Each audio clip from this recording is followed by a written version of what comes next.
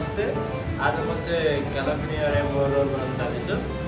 त्यसमा चाहिने कुरो चाहिँ पहिला हामीलाई डोरी सिट हो। डोरी सिट, त्यहाँदेखि चाहिन्छ राइस, भेनिगर राइस। पहिला भेनिगर खाइसकेपछि यसलाई चाहिँ टक्क रहेर यसरी पल्टी गर्ने। फ्लिप गरेपछि अब यसको सामान चाहिने हुन्छ हामीलाई मायोनिज पहिला चाहिने हुन्छ क्र्याब स्टिक। क्र्याब स्टिकलाई चाहिँ 1/2 गर्ने। 1/2 गरिसकेपछि यसरी राख्ने। चाहिन्छ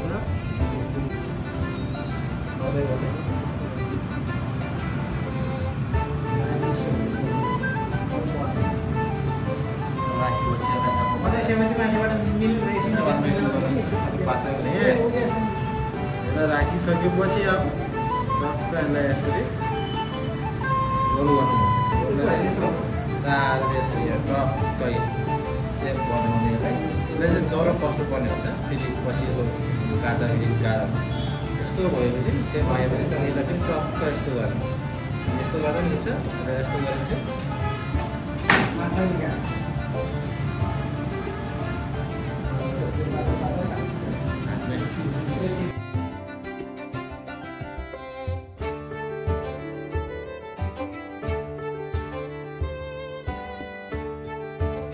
गरिसकेपछि यसलाई फेरि ब्याम्बो म्याटले यसलाई एकदम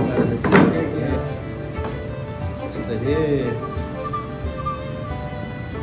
भेट्दै पनि गर्नु एकछिन पनि टाँसिएको हेर्न सक्छ।